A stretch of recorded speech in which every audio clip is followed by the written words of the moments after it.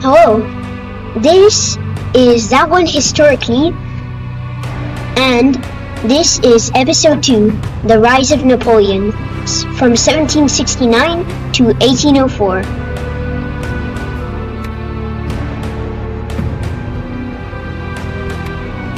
It's okay. Let's go.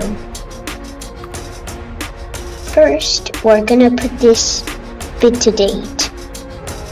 Napoleon, Lithuania was carved out. And here. Napoleon.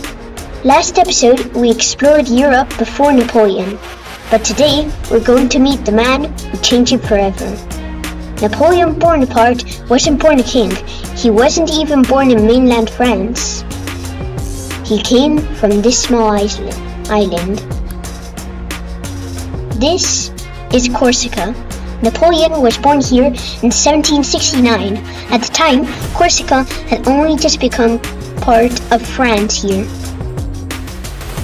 Growing up, Napoleon spoke with a Corsican accent and didn't fit in with many of the French boys growing up at school. Here. No one could have imagined that this boy would one day rule much of Europe. As a child, Napoleon was sent to military school in France. He wasn't rich, he wasn't popular, but he loved mathematics and artillery. Those skills would make him one of history's greatest generals. The French Revolution. Then, everything changed. In 1789, the French Revolution began. The king lost his power, noble officers fled the country, and suddenly, young officers like Napoleon had a chance to rise quickly through the ranks of the army. Here is Toulon. Napoleon's first big opportunity came in 1793. The city of Toulon had been captured by forces loyal to the king with help from Britain.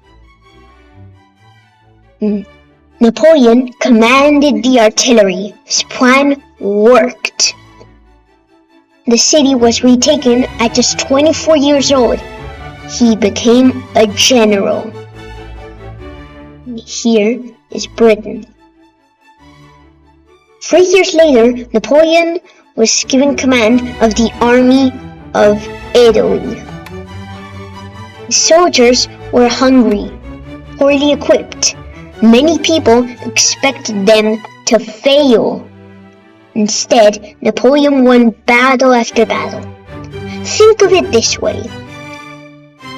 Here, these two guys wanted to move to Vienna, and they wanted Napoleon to go first as a bit of the sideshow, but Napoleon was the main show.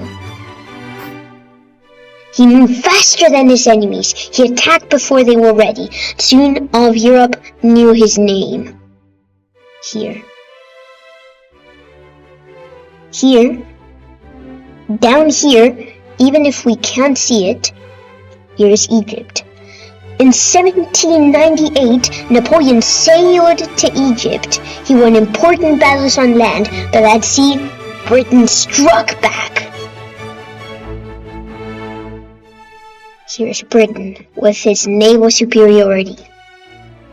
Admiral Horatio Nelson destroyed much of the French fleet at the Battle of the Nile. Napoleon was stranded, but his reputation in France still survived. Back in France, the government was struggling. There was corruption, political arguments, economic problems, and many people believed that the country needed a strong leader. The coup. In 1799, Napoleon returned to France. Instead of waiting for permission, he seized power. This event became known as the Coup of 18 Brumaire. France was still called the Republic, but Napoleon was now the man in charge. Emperor. In 1804, Napoleon crowned himself Emperor of the French. Usually, a pope crowned an emperor. Napoleon did something different. He placed the crown on his own head, and it was like saying, I didn't buy this. I earned this. Here in Paris. Europe had watched Napoleon rise. Britain, Austria, Russia, they all knew what was coming.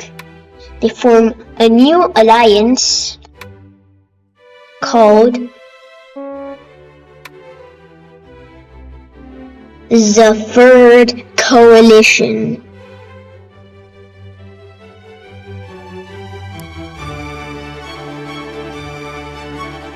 The greatest war Europe has ever seen was about to begin.